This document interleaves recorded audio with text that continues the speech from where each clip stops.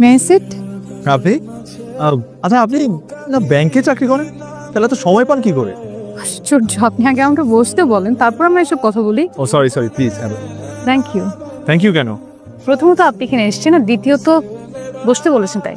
Sorry, আপনার এই thank Yuta আমি অ্যাকসেপ্ট করতে পারছি না। প্রথমত আপনি না বললেও আমি জায়গাটা আসতাম, কারণ এটা আমার খুব পছন্দের একটা জায়গা। আর দ্বিতীয়ত এই বেঞ্চটা যেখানে আপনাকে আমি বসতে বলছি সেটা আসলে আমার বেঞ্চ না, এটা এই লেক কর্তৃপক্ষের। সো যদি ধন্যবাদ দিতে হয় তাহলে ওদেরকে দিতে পারেন। আচ্ছা, আপনি কি মানুষ নাকি রোবট বলুন তো? মানে আপনি কোনো কথা কেন সহজভাবে নিতে পারেন না? আচ্ছা, আমি এত ঘুরিয়ে পেঁচিয়ে কথা বলতে পারি না, পছন্দও করি না। শুনুন, লাইফে তো বিয়ে করতেই হবে, তাই না? আজকে করেন আর কালকে করেন। আর মাও অনেকদিন ধরে প্রেশার দিচ্ছে যে আমি কেন বিয়ে করছি না। তাই ভাবলাম যে লাইফের এই সিদ্ধান্তটা নিজেই নিয়ে নিই। তো এই সিদ্ধান্ত তো আপনিই নেবেন, এটাই তো স্বাভাবিক। হ্যাঁ স্বাভাবিক, কিন্তু আমার এই সিদ্ধান্তের সঙ্গে কিন্তু আপনি জড়িয়ে গেছেন। আমি কিভাবে? আমার বাবা ব্যাংকে চাকরি করতেন, আপনার মতো এরকম বই পড়তেন, খুবই সিম্পল একটা লাইফ লিড করতেন। প্রত্যেকটা মেয়ের কি স্বপ্ন জানেন? সে তার এমন একজন জীবন সঙ্গী চায় যার মাঝে তার বাবার প্রতিচ্ছবি দেখতে পায়, যাকে চোখ বন্ধ করে বিশ্বাস করা যায়, নিঃসন্দেহে নিঃসংকোচে তার সঙ্গে পুরো জীবনটা কাটিয়ে দেওয়া যায়। আর আমার মনে হয় সে মানুষটা আপনাকে আমার ভালো লেগেছে, তাই আমি সারাটা জীবন আপনার সঙ্গে কাটাতে চাই। আপনার দৃষ্টিতে ভালোবাসার সংজ্ঞাটা কি বলেন তো? আমার সাথে কয়েকদিন চলেছেন, ফিরেছেন, কথা বলেছেন, আপনার মনে হয়েছে যে আমি আপনার জীবন সঙ্গী হওয়ার যোগ্য? তো অনেক বড় একটা কথা, এত জাজমেন্টাল হলে তো হবে না। সরি টু সে, বাট ভালোবাসাটা একটা কমিটমেন্ট, তো পবিত্র দায়িত্ব, সেটা আসলে সবাই নিতে পারে। কেন, আমি কি আপনি যোগ্য না? না, আমি এটা বলিনি, আমি একটাবারও এটা বলিনি। ইনফ্যাক্ট আমার মনে হয় আমি আপনার যোগ্য না। আমার মতো একজন বেকারের কাউকে ভালোবাসতে বা কাউকে বিয়ে করার কথা চিন্তা করাটা পাপ। সরি ভাই, দুপুরে খাবেন না? খিচুড়ি আর গরুর মাংস রান্না করছি, ওয়েদার ডিমান্ড। আচ্ছা আচ্ছা ভাই, আপনি তো আবার ওই আপডেটসটা দিলেন না আপুর ব্যাপারে। আপনার প্রেম কত দূর আগাইছে? প্রেম করতে পারলে তো ভালোই হইতো। ওই মেয়ে তো ডিরেক্টলি বিয়ের প্রস্তাব দিয়ে বসছে। বাহ, চমৎকার! বৃষ্টি না যেতে মেঘ পাওয়া গেছে। কি যে ভাই কানে সবচেয়ে বড় কথা, মেঘ না যেতে বিজনেস করেন না আপনি, আপারে বিয়ে করে রাখুন। কেন বিয়ে দেবো? আরে ভাই, আপনি বেকার একটা ছেলে, আপনি গাছপালা দেখবেন, নদী নালা দেখবেন, খাল বিল দেখবেন, এগুলো দেখবেন, বই পড়বেন, কবিতা পড়বেন। আপনাকে ইনকাম করতে হবে, সব ইনকাম তো ভাবি করবো, কারণ ভাবি চাকরি দিবি। আপনি খাইবেন আর ঘুরবেন আর ভাবির উঠবে থাকবে। আচ্ছা, কি আচ্ছা? খিচুড়ি আর গরুর মাংস কর আসতেছি, তাড়াতাড়ি আসেন। বিষয়টা হলো যে এটা জীবনের সব থেকে গুরুত্বপূর্ণ একটা বিষয়। আপনি আর আমি রাজি থাকলে তো হবে না, আমাদের পরিবার আছে, সমাজ আছে। হ্যাঁ, আত্মীয় স্বজনের কথা নয় বাদই দিলাম, মানুষ যখন শুনতে পাবে যে আপনি একটা বেকার ছেলেকে বিয়ে করেছেন, তখন তারা সহজভাবে মেনে নেবে। শুনুন, আমার মার আমার প্রতি পূর্ণ আস্থা আছে। আমি যদি কোনো সিদ্ধান্ত নেই, তাহলে আমার মা সেটাতে আপত্তি করবে না। আর একটা মানুষ তার সারা জীবন বেকার থাকে না। বুঝেছি আপনি নাছুর বান্দা।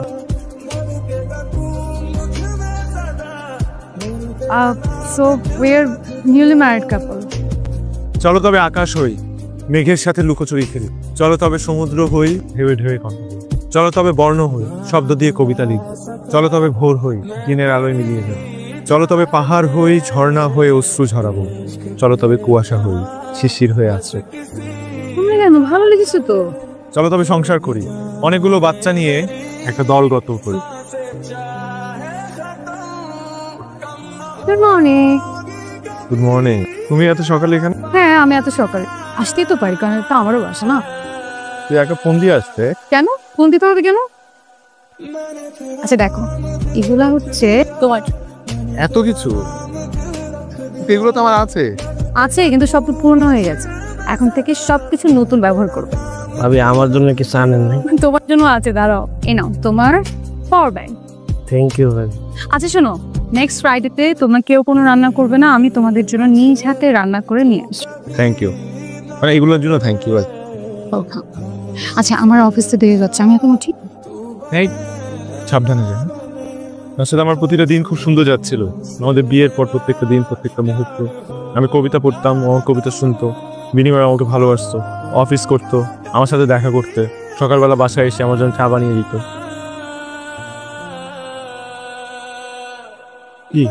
কি হয়েছে? এখানে বসো, এখানে বসো। বেশি খারাপ লাগছে? না না, তেমন আসলে একটু খারাপ লাগছে। আজকে আমরা চলে যাই, আরেকদিন আসবো। ঠিক আছে। এরকম আজকেই প্রথম হলো নাকি আগেও এরকম হয়েছে? ছোটবেলায় মাঝে মধ্যে হতো, আবার ঠিকও হয়ে যেত। আমার একজন ভালো ডক্টর দেখানো যেত। তুমি আমাকে খুব ভালোবাসো। প্রকৃতির সবাই হয় তার।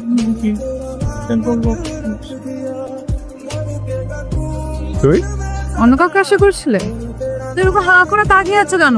আমার হাত থেকে ধরো আর সামনে থেকে সরো। আচ্ছা আজকে আমি আসবো, তুমি ভুলে গিয়েছিলে? আরে না, বলবো কেন? তুমি আজকে আমাকে সারাদিনে একটা ফোন কেন দিলে না? আমি পড়াশোনা করছিলাম, সামনে কয়েকটা চাকরির ইন্টারভিউ আছে তো তাই। হয়েছে, ওইটা কই, ওরে ডাকো। ভাবি বান্দা হাজির ইয়েনতেন। কি গ্রান বাড়িছে ভাবি, আমি এই গ্রান দিয়ে ভাত খেয়ে এলাম। আর কি আছে ভাবি? জি এটা তো ভাত না, এটা তো পোলাও। আচ্ছা এই খাবারগুলো কোন হোটেল থেকে নিয়ে আসছো বলো তো? মানে আমি এত কষ্ট করে বাজার করলাম আর রান্না করার সময় মাকে লাইনে রেখে রান্না করলাম, আর তুমি এই কথা বলছো? তুমি রান্না করেছো এগুলা? আমি তো জানতামই না যে তুমি এত ভালো রান্না করো। দেরিরা আছে কোন? আচ্ছা তো কি হয়েছে? আমি আমার বিয়ে করা স্ত্রীর সাথে রোম্যান্স করছি। হ্যাঁ হ্যাঁ। তো কোনো ডাক্তার দেখানোর কথা ছিল, গিয়েছিলে? হ্যাঁ গিয়েছিলাম তো, বললো যে 3 দিন পর আবার যেতে, কিছু টেস্টও দিয়েছে। আচ্ছা শোনো না, আমার অফিসের কাজের জন্য মানে ঢাকার বাড়ি যেতে হচ্ছে, আমাদের ওই কয়েকটা দিন দেখা হবে না? না না সমস্যা নেই তো, আমারও তো কয়েকটা ইন্টারভিউ আছে, এই ফাঁকে আমি ওগুলো করে ফেললাম, ভালোই হলো। ঠিক আছে।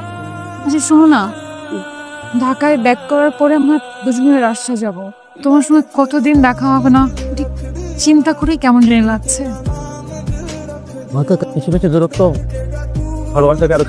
একদম মন খারাপ করে না, হ্যাঁ? আচ্ছা ঠিক আছে, আমি আসি তাহলে। কেন করলে আমার সাথে এরকম? ওয়াই, আমার অপরাধটা কি ছিল? আমি কি কোনো অন্যায় করেছিলাম? ভাবি গত 5টা বছর তোমাকে কোথায় খুঁজি নাই, আমি সব জায়গায় খুঁজেছি তোমাকে, তুমি জাস্ট নাই কোথাও।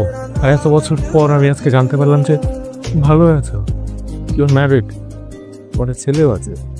আমার সাথে ইনভলভ হয়েছিল কেন? Y Y? অধুনার যখন 10-12 বছর বয়স, তখন থেকে ওর মাথা ব্যথার সমস্যা। অনেক ডাক্তার দেখিয়েছি, ডাক্তার দেখালে কিছুদিন ভালো থাকে আবার শুরু হয়।